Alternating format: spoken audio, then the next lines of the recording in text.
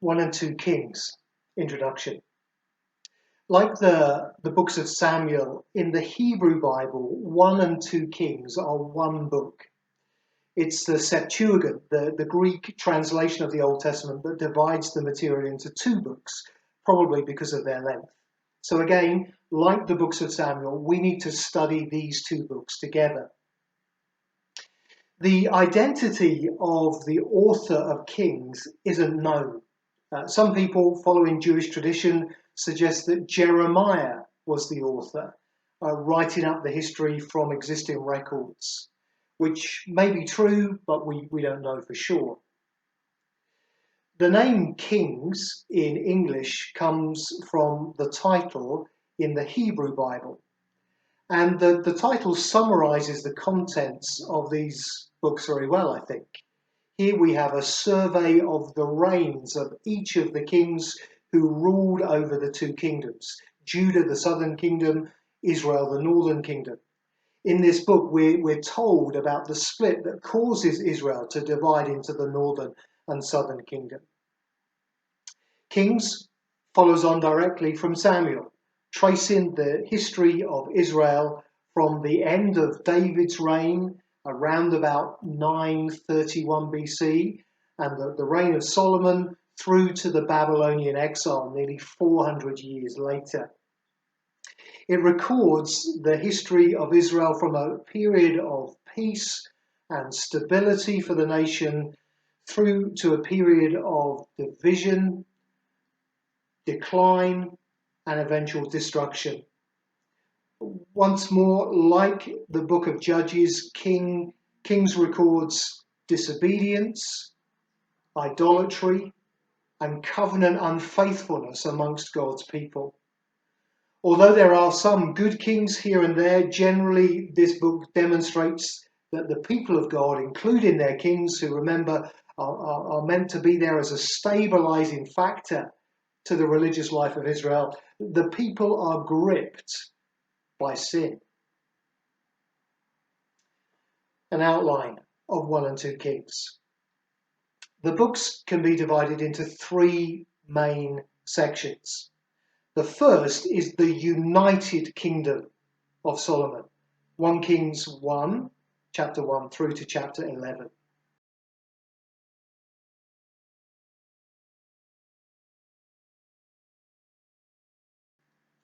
These chapters tell us about David's son Solomon becoming king and then reigning as king. They include a description of Solomon building the temple in Jerusalem. 1 Kings chapter 2 verses 10 to 12 summarizes the situation like this. Then David rested with his forefathers and was buried in the city of David. He had reigned for 40 years over Israel, 7 years in Hebron and 33 years in Jerusalem. So Solomon sat on the throne of his father David, and his rule was firmly established. Look at the exercise on slide 1. Do you think Solomon's reign was a good one or a bad one, and why? Read 1 Kings 4, 20 to 25 and verses 29 to 34 and 1 Kings 11 verses 1 to 10. Please pause the video at this point so that you can answer the question.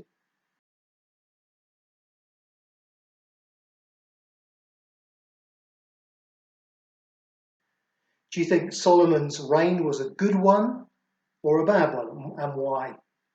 Well, 1 Kings 4 tells us that Solomon's kingdom was large and that this was a time of peace and prosperity for Israel. It tells us that Solomon was known even beyond Israel for his wisdom. These were good things.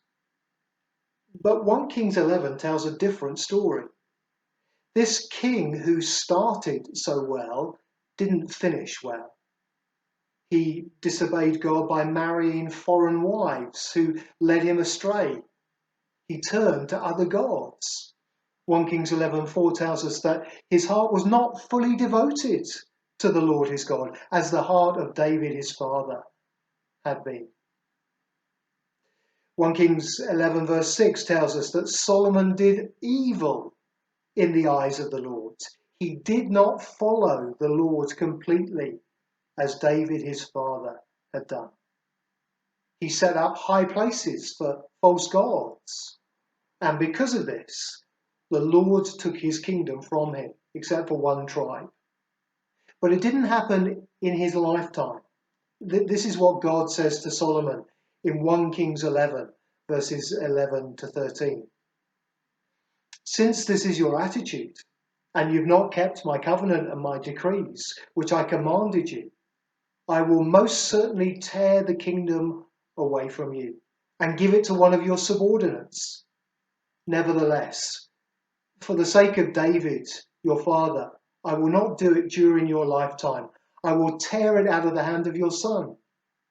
Yet I will not tear the whole kingdom from him, but will give him one tribe for the sake of David my servant, and for the sake of Jerusalem, which I have chosen.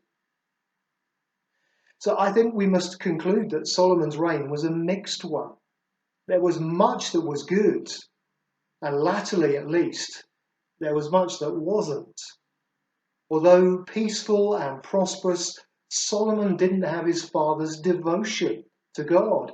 He failed to heed his own instruction from the book of Proverbs, maybe given earlier in his reign, that the fear of the Lord, the fear of Yahweh, is the beginning of knowledge. His biblical example is of a king who starts well but doesn't finish well. We need to be careful as Christians that we don't do the same thing. The next section of Kings is the divided kingdom of Judah and Israel. 1 Kings chapter 12 through to 2 Kings chapter 17.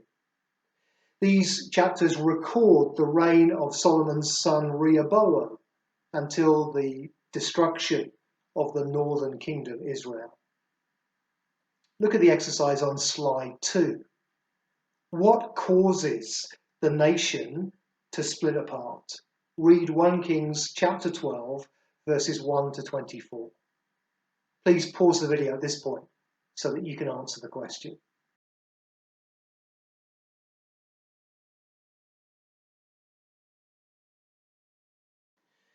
So what does 1 Kings 12 tell us about why the nation of Israel split apart?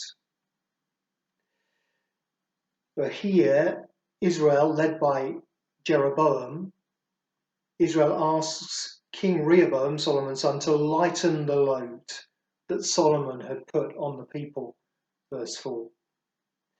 Rehoboam decides not to listen to the advice of the elders, the court advisors, to lighten the load, verse 8, but rather he decides to listen to the advice of the young men who he'd grown up with, verses 10 to 11. They suggest that he should make the load heavier for the people, verse 14. But we're twice reminded here that this was ultimately God's doing, verse 15, verse 24. This is what God had promised Solomon. This is what he promised Jeroboam. And so Israel, with the exception of Judah and Benjamin, reject the kings of David's line. They reject Rehoboam as their king, and they make Jeroboam king in verses 16 to 20. Because of this, Rehoboam wants to go to war against the rest of Israel, but God tells him not to do so in verses 21 to 24. And so Israel divides into a smaller southern kingdom, Judah, and a larger northern kingdom, Israel, made up of 10 tribes. History then repeats itself. There's another golden calf incident. King Jeroboam establishes rival places of worship in the north of the country, in Dan and Bethel. Jerusalem in Judah can no longer be a place of worship for the people of the northern kingdom. And Jeroboam blasphemously rewrites history by saying about these 2 golden calves he's forged, "Here are your gods, Israel, who brought you up out of Egypt." The religious life of the northern kingdom then starts in idolatry and a rejection of Yahweh as their God. And there's a string of evil kings who rule over the northern kingdom. 1 Kings 17 through to 2 Kings 13 describe the prophetic ministry of two important Old Testament figures in the northern kingdom, Elijah and Elisha. During this period between Solomon and the exile, there are 19 kings of Judah and 19 kings of Israel. See diagram 1 in your notes for a genealogy. The kings of Judah continue in David's bloodline. A son takes the place of his father on the throne, whereas the kings of Israel don't follow any particular family line. 2 Kings 17 tells us what finally happens to Israel, the northern kingdom. The nation is overrun by the Assyrians in 725 BC. This was God's punishment for their continual rebellion. Samaria, their capital city, is captured, and the Israelites are deported to Assyria. The Assyrians then resettle people from other places in the land of Israel. And in this place, over time, this mixed group of people marry the Israelites, and they become a sort of half-breed Jewish group, which no longer follows Yahweh faithfully. This is probably the beginning of the Samaritans that we find in the New Testament, and it explains where their historic rivalry with the Jewish people comes from. The final section of Kings is 2 Kings 18 through to 25, the only kingdom of Judah.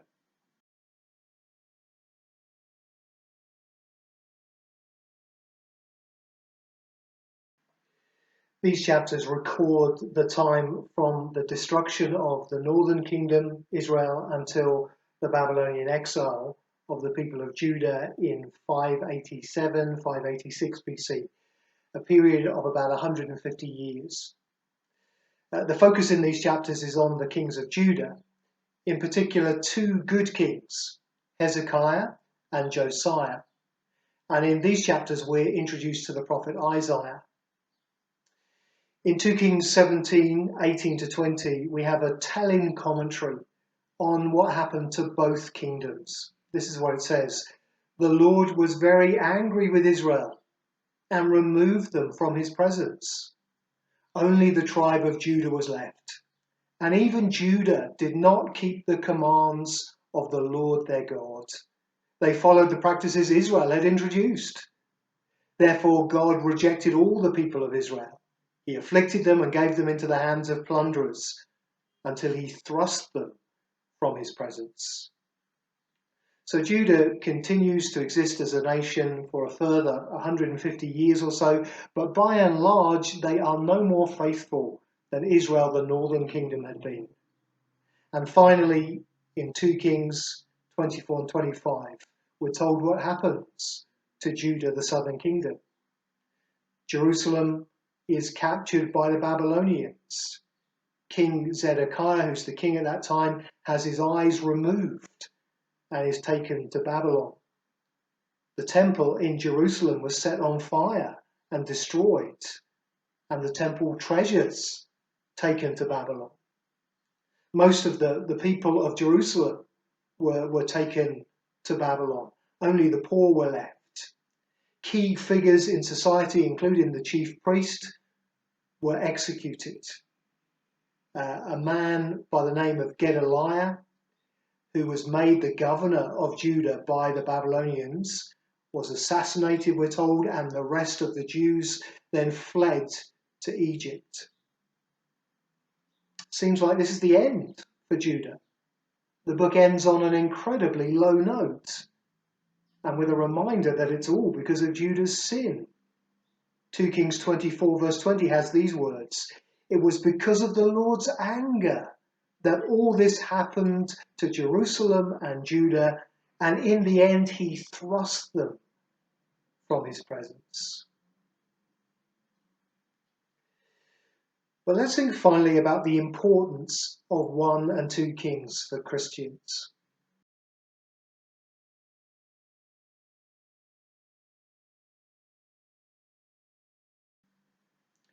It's important to notice that these books aren't just a history of Israel and Judah.